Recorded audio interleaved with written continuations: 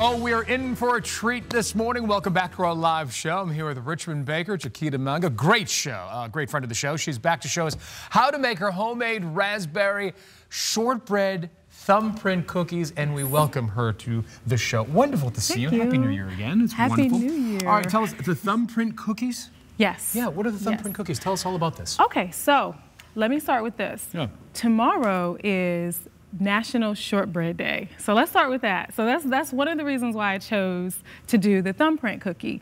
And then also I like raspberry. So I realized that late in life that I really like raspberry and the tanginess of the raspberry. So I wanted to do something different. Are they versatile to bake with, the raspberries? I want to say yes. This is the only time I use them. So I don't want to sound like I'm an expert because I'm not on raspberries, but these are really good. It's actually the raspberry jam that goes into these cookies, and they're just amazing. So just send it over the top. Just amazing. So if I'm at home and I want to start this and maybe try this recipe at home tonight, where do I begin?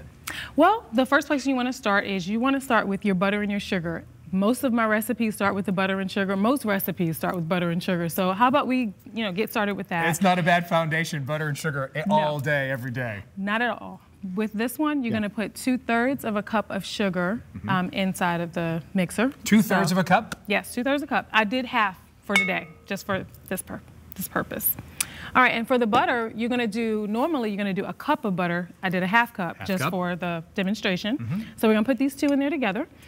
And this recipe is really fun because it does not take a lot to do it. I mean, it doesn't, if you notice, we don't have that many ingredients up here today. I was going to say, the ingredients are really 1, 2, 3, 4, 5, maybe 5, 6 ingredients. That's it. That's all. Okay, that's easy. And easy cleanup as well. It is, and this recipe actually does not have eggs. So the shortbread does not have eggs in it. And the cookies are amazing. Does that hinder, maybe not hinder, but it changed the consistency with no eggs? I would say it does. I was trying to get to let you guys know what the difference to me was between the sugar and the shortbread cookie. I think the shortbread cookies are just a little bit lighter. Like they're not as heavy as the sugar cookie. They're not as sweet as the sugar cookie. That means you can have like 3 or 4 more, right? This is true. I know you were mentioning your daughter, and by the way, happy birthday. You share the same birthday, December 16th, with your daughter. We do. Tell us, do you like to incorporate your daughter into the kitchen as well? I mean, this looks like a fairly easy recipe where you can get her help. I do. My children love to try and help me. Now, when I'm baking for the business, I do not. However, when it's just us, we bake cookies during the holidays. We do all of that. We actually did a gingerbread house this year. I did not bake the gingerbread house. I bought it, and we put it all together. And we like to do a lot of things together. So. And talk about making memories. Yes. Perfect. Some sweet memories right there. So yes. I noticed the mixer wasn't necessarily on that high.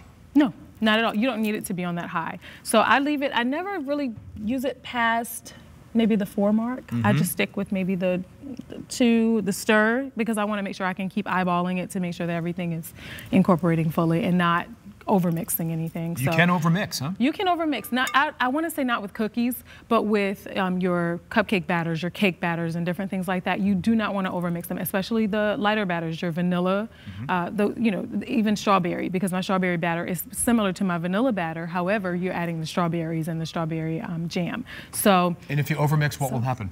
Well, it just won't, they won't rise. Let me make sure I get this right.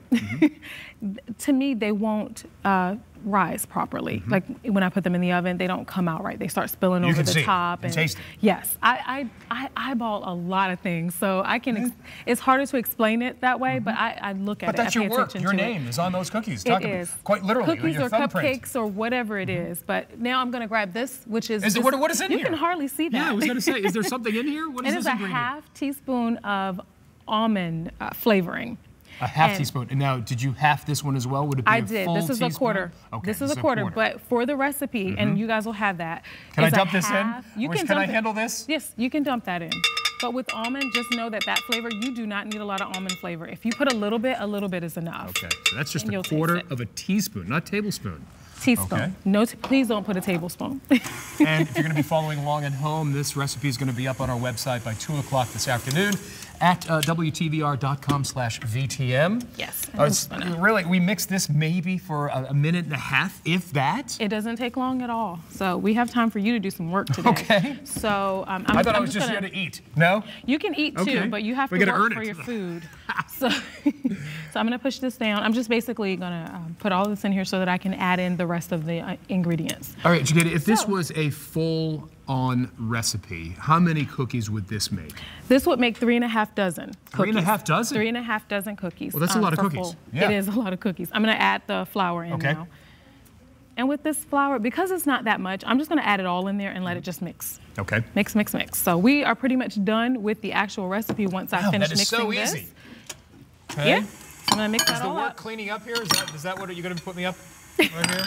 No. Done. You have other work to do. No? Okay. So I'm just going to go ahead and let this mix, and I'll scrape down the sides as needed. Once everything is mixed all together, I normally take a piece of parchment paper. This is my favorite way to do it. Lay it out on the counter. I dump this batter onto the parchment paper, and I just kind of make sure that everything continues mixing, but I do it with the paper. I'm not going to do that on here. It's a lot of noise. And my kids are like, will you please stop making all of this noise? The kids are complaining. You're getting cookies. They complain, especially my son. He's 3. He's hilarious. 3. He just wants to eat the cookies. Yes. So we're mixing again, all right? We have the flour in there. Yep. So the flour's in there, and basically what's going to happen is going to form a ball. It's still going. I'm going to let it go for a little bit. I'm sorry. I'm going to stop that. And okay. We've got about a minute and a half. Okay. All right. Well, you know what?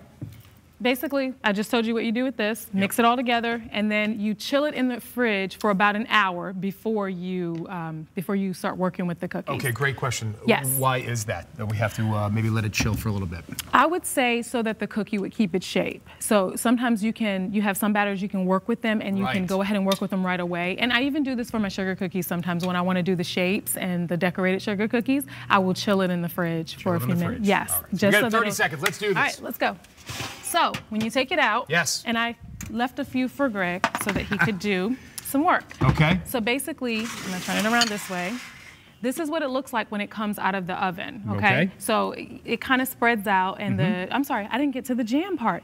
Roll it into a ball, put a hole in it. With your thumb? And put the jam, yes, with your thumb. I use this. Just a little spoon. It's like I use my little teaspoon. Yeah, that's it. Put a hole in it, and then you pour your jam into it. So when you take it out of the oven, you're gonna want to put more jam in it. You don't have to at this point. Kitty, one last thing, quick thing. Yes. This thing right here with a little decoration on top, what is that? Yes, these are just a glaze. A little glaze. Glaze, yep. Done. You can get that at any store, right? Yeah. Why don't we glaze away? We're going to get this recipe up, as we said. Chiquita, it's always a pleasure to see you. Yes, you too. Happy New Year and happy birthday. Thank you.